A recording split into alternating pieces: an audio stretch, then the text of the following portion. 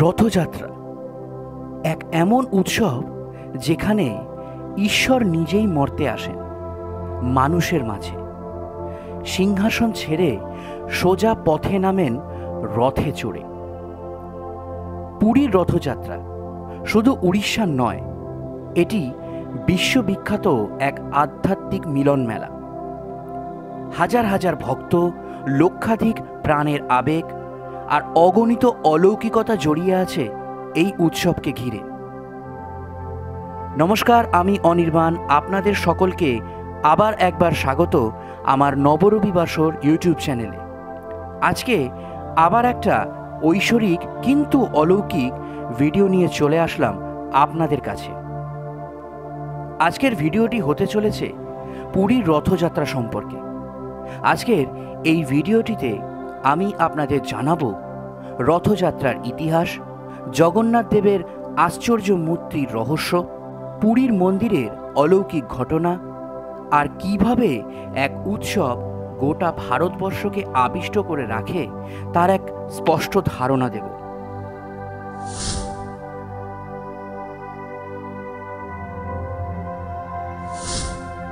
পুরীর জগন্নাথ মন্দির হিন্দু ধর্মের অন্যতম পবিত্র তীর্থস্থান। 1200 শতকে গঙ্গবংশের রাজা অনন্ত বর্মা চরগংদেব নির্মাণ করেন এই মহামন্দির। কুর্মচক্র পরিকল্পনায় তৈরি এই মন্দিরের উচ্চতা প্রায় 65 মিটার। এই মন্দিরের চারদিকে 4টি দুয়ার বা দরজা আছে। এই 4টি দুয়ারের নাম ক্রমান্বয়ে সিংহদুয়ার, ব্যাঘ্রদুয়ার, অশ্বদুয়ার ও হস্তি বা হাতি দুয়ার। মন্দিরের 4টি গেট বা দরজাকে বলা হয় চারদুয়ার। প্রতিটি দুয়ারের বা দরজার নির্দিষ্ট দিক ও প্রতীক এবং তার তাৎপর্যও রয়েছে। এই 4টি দরজা দিয়ে শুধুমাত্র প্রবেশ বা প্রস্থান হয় না, প্রতিটির সাথে জড়িত রয়েছে আধ্যাত্মিক, দার্শনিক ও সাংস্কৃতিক গভীর বার্তা।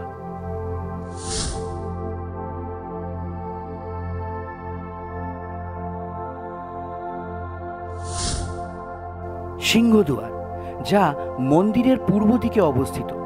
সিংহ অর্থাৎ শক্তি বা রাজশক্তির প্রতীক। এটি মন্দিরের প্রধান প্রবেশদ্বার। পূর্ব দিক জ্ঞান, সূর্যোদয় ও আত্মদর্শনের প্রতীক। এই দ্বার দিয়েই রথযাত্রায় দেবতারা বের হন এবং এর সামনে রয়েছে বিখ্যাত অরুণা স্তম্ভ। হস্তিদ্বার, যা মন্দিরের দক্ষিণ দিকে অবস্থিত। হাতি অর্থাৎ হস্তি, বুদ্ধি ও ধৈর্য ও রাজমর্যাদার প্রতীক, যা ধৈর্য ও রাজসিক ভাব প্রকাশ করে।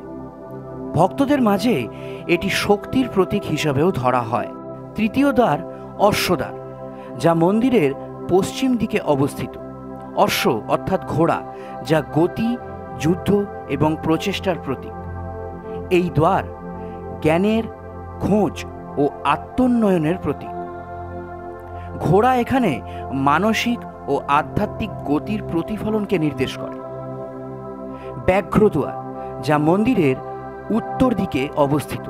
ব্যাঘ্র অর্থাৎ বাঘ, যা সাহস, তেজ ও ভয়শূন্যতার প্রতীক। এই দরজা আত্মবিশ্বাস ও সংকল্পের প্রতীকও বটে। বাঘ হিন্দু ধর্মে একরকম ক্ষমতারও প্রতীক। দেবী দুর্গার বাহন বলেই এর তাৎপর্য আরও গাঢ়। এই 4টে দরজা মিলেই বোঝায় আধ্যাত্মিক জীবনের 4টি দিক বা স্তর।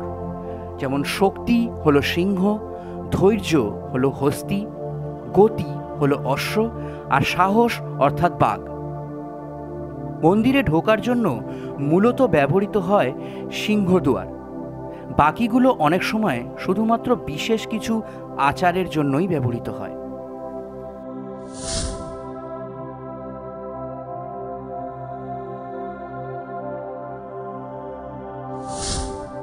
মন্দিরের শীর্ষে বসানো আছে নীল চক্র ও পতাকা, যা নিজেই নিজের মধ্যে এক রহস্য। পৃথিবীর যে কোনো কোণ থেকে দেখলে মনে হয় চক্রটি আপন দিকেই ঘুরছে, অথচ এটি একটি ধাতব কাঠামো যা শত শত বছর ধরে প্রাকৃতিক দুর্যোগেও অটুট। সবচেয়ে বিস্ময়কর মন্দিরের ওপরে থাকা পতাকা, যা সবসময় বাতাসের উল্টো দিকে ওড়ে। বিজ্ঞানীরা আজও এর কোনো ব্যাখ্যা দিতে পারেননি। এই মন্দিরেই প্রতিদিন চলে বিশাল স্কেলে রান্না, যেখানে হাজার হাজার মানুষ ভোগ গ্রহণ করেন। কিন্তু আশ্চর্যের বিষয় এই যে এখানে কখনো খাবার কমও পড়ে না, আবার খাবার কখনো নষ্টও হয় না। এটা কি কেবলই গণনা, নাকি ঈশ্বরের ইচ্ছে?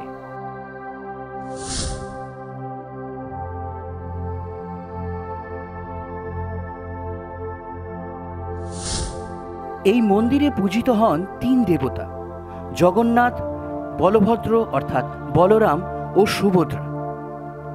কিন্তু তাদের মূর্তি সাধারণ নয়, কাঠের তৈরি, অঙ্গহীন, ভিন্নধর্মী। কিন্তু কেন? এই কাহিনী শুরু হয় রাজা ইন্দ্রদুম্নের স্বপ্নাদেশ থেকে। ভগবান বিষ্ণু স্বপ্নে রাজা ইন্দ্রদুম্নকে আদেশ দেন কাঠের মূর্তি নির্মাণের জন্য। বিশ্বকর্মা নিজেই এক রহস্যময় বৃদ্ধ কারিগরের রূপ ধরে শুরু করেন কাজ। কিন্তু তিনি রাজাকে একটা শর্ত দেন যে তিনি যতদিন মূর্তি বানানোর কাজ করবেন, ততদিন যে ঘরে মূর্তি বানানো হচ্ছে সেই ঘরের দরজা খোলা যাবে না এবং তাকে কেউ দেখবে না। প্রথমে অবশ্য রাজা সেই শর্তে রাজি হন, কিন্তু বেশ কিছুদিন যাওয়ার পর রাজা অধৈর্য হয়ে দরজা খুলে ফেলেন। তখন তিনি দেখেন ঘরে কোনো শিল্পীই নেই এবং মূর্তির কাজও অসমাপ্ত অবস্থাতেই রয়েছে। মূর্তির দেহ গঠনের কাজ শেষ হলেও সেগুলোর হাত, পা কোনোটার গঠন হয়নি। সেই সময় থেকেই এই তিন ঈশ্বর মূর্তি এই রূপেই আজও পূজিত হয়ে আসছে, কারণ সেগুলোর মধ্যেই রাখা হয়েছে ব্রহ্মতত্ত্ব, যা চিরঞ্জীব, অলৌকিক ও অদৃশ্য।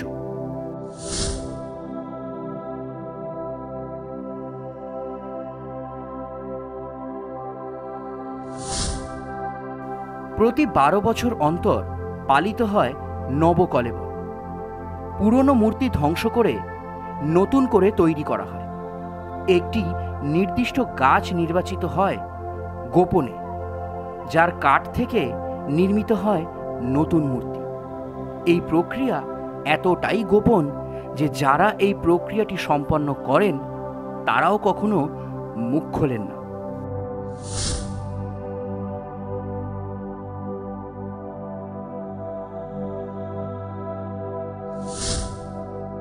রথযাত্রা হয় আষাঢ় মাসের শুক্ল দ্বিতীয়া তিথিতে।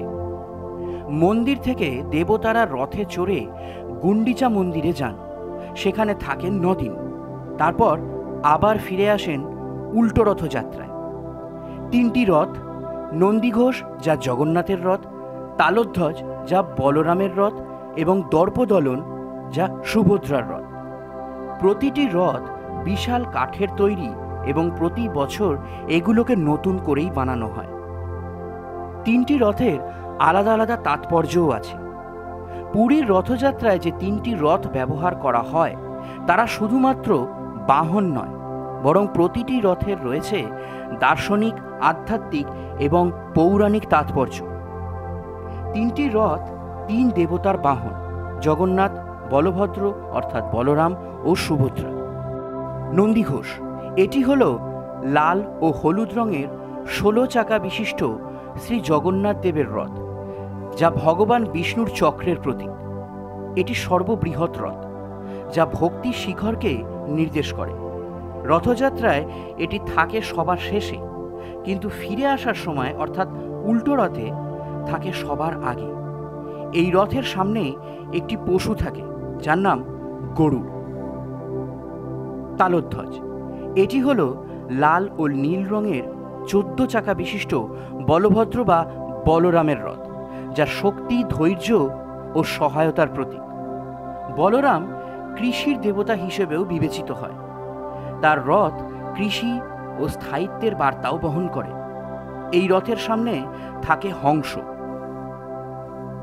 দর্পদলন বা পদ্মধ্বজ, এটি লাল ও কালো রঙের রথ, 12 চাকা বিশিষ্ট, যা সুভদ্রার রথ নামেই পরিচিত এবং সুভদ্রা আত্মপ্রলুব্ধির প্রতীক। এটি নারীত্ব, করুণা ও সমতা প্রকাশ করে। রথটির সামনে নেই কোনো পশু বা পাখির মূর্তি, কারণ সুভদ্রা সম্পূর্ণ শুদ্ধ এবং নিরপেক্ষভাবে অবস্থান করে। এক কথায় বলতে গেলে এই তিনটি রথ জীবনের তিনটি শক্তির অভিব্যক্তিকে প্রকাশ করে, যেমন পুরুষ অর্থাৎ বলরাম, প্রকৃতি অর্থাৎ সুভদ্রা ও পরমাত্মা অর্থাৎ জগন্নাথ।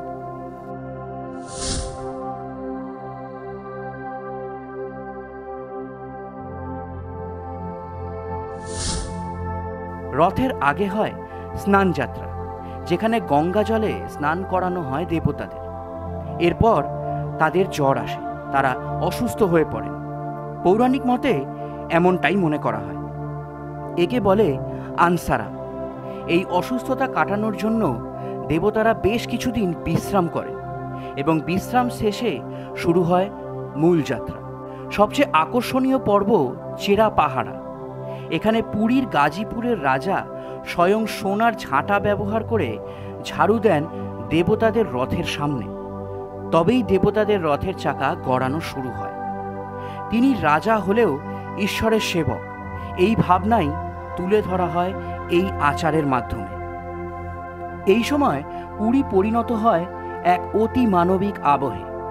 লক্ষ লক্ষ ভক্ত জড়ো হন রথ টানতে, হাজার হাজার হাত উঠে আসে একসাথে। কেউ কাঁদেন, কেউ গান করেন, কেউ পায়ে হেঁটে কিলোমিটারের পর কিলোমিটার পথ পরিক্রমা করেন। এই আবেগ বড় অনন্য আবেগ।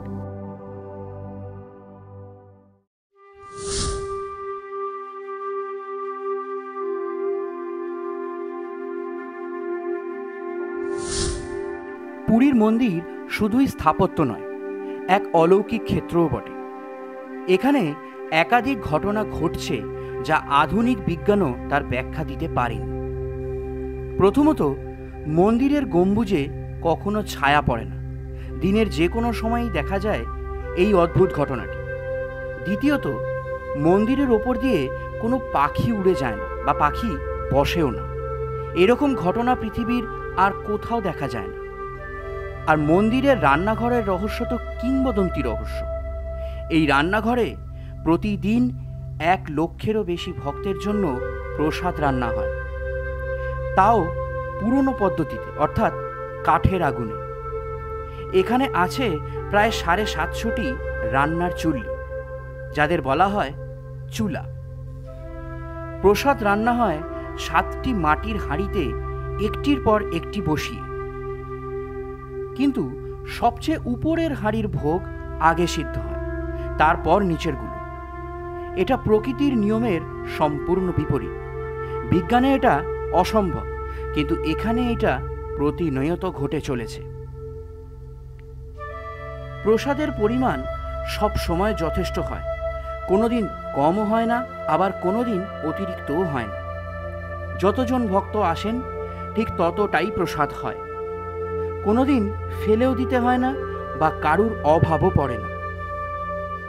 এটি যেন এক অলৌকিক গণনা।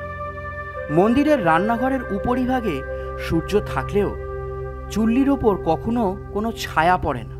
এটা এক রহস্য, কারণ হাজার হাজার বছর ধরেও কেউ এর ব্যাখ্যা দিতে পারেনি। রান্নায় কোনো পেঁয়াজ রসুন ব্যবহার করা হয় না।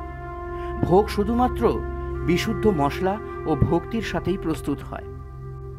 ভোগ প্রথমে নিবেদন করা হয় জগন্নাথ দেবের কাছে, এরপর সেটি হয় মহাপ্রসাদ, যেটা কোনো সাধারণ ভোজন নয়, বরং ঈশ্বরের আশীর্বাদ। অনেক ভক্ত মনে করেন ভগবান জগন্নাথ নিজেই রান্নাঘরের তদারকি করেন। ভোগ রান্নার সময় যদি কোনো পাপী বা নিষিদ্ধ ব্যক্তি রান্নাঘরে ঢোকে, তাহলে সেই দিন রান্না নাকি নষ্ট হয়ে যায়। এখানে জগন্নাথ দেবকে নিবেদন করা হয় 56 রকমের ভোগ প্রসাদ, যা হিন্দু ধর্মে অন্যতম শ্রেষ্ঠ ও অলৌকিক ভোগ রূপে বিবেচিত হয়। এই ভোগ প্রসাদকে 56 ভোগও বলা হয়। এতে দেবতার জন্য 56 রকমের খাবার থাকে।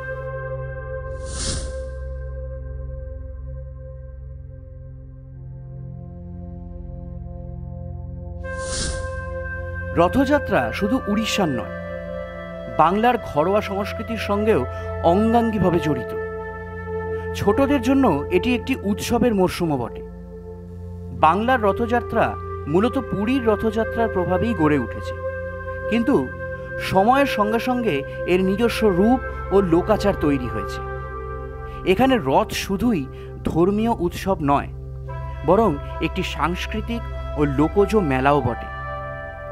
মেদিনীপুর, হাওড়া, হুগলি, বাঁকুড়া, বর্ধমান, উত্তর 24 পরগনা ইত্যাদি এই জেলাগুলিতে রথযাত্রা উৎসব একাধিক শতাব্দী ধরে পালিত হয়ে আসছে। প্রথম দিন রথ টানা হয়, দেবতাকে গুন্ডিচা মন্দির বা অন্য মন্দিরে নিয়ে যাওয়া হয়। ঠিক তার 9 দিন পর উল্টো রথ অর্থাৎ ফেরার দিন রথ আবার মূল মন্দিরে ফিরে আসে। বাংলার রথযাত্রার মধ্যে সবচেয়ে উল্লেখযোগ্য হল হুগলির শ্রীরামপুরের মাহেশের রথ। এটি সবচেয়ে পুরনো রথযাত্রা। 1497 সালে এটি শুরু করেন শ্রী চৈতন্য মহাপ্রভুর শিষ্য ধ্রুবানন্দ ব্রহ্মচারী। এটি একটি বিশাল কাঠের রথ, যা 12টি চাকা বিশিষ্ট ও 47 ফুট উচ্চতা সম্পন্ন। হাজার হাজার মানুষ যোগ দেন এই রথযাত্রাতেও। মাহেশের রথকে বাংলার পুরীও বলা হয়। অনেক জায়গায় রথের সময় রথের মেলা বসে, যা প্রায় 7 দিন থেকে 1 মাস পর্যন্ত চলে। পাড়ায় পাড়ায় তৈরি হয় কাঠের রথ, ঠাকুর বসানো হয়, ছোটরা রথ টানে, ঢাক বাজে ইত্যাদি। বাড়িতে তৈরি হয় পাঁপড়, খিচুড়ি। রথের মেলায় চলে পুতুল খেলা, নাগরদোলা, যাত্রা গান এইসব।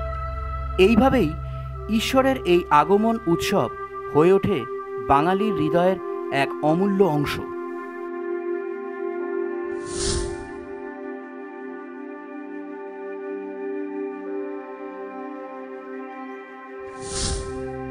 রথযাত্রা এক বিস্ময়, এক অনুভব। এখানে ঈশ্বর নিজেই নেমে আসেন ভক্তের মধ্যে। এই যাত্রা শুধু রথের নয়, এই যাত্রা আধ্যাত্মিক উপলব্ধি। আপনি কি কখনো গেছেন পুরীর রথযাত্রায়? কেমন ছিল আপনাদের অভিজ্ঞতা? জানাতে ভুলবেন না কমেন্টে। ভিডিওটি ভালো লাগলে শেয়ার করুন বন্ধুদের সঙ্গে, আর অবশ্যই সাবস্ক্রাইব করুন এরকম আরও আধ্যাত্মিক ঐতিহাসিক বিষয় জানতে। নমস্কার।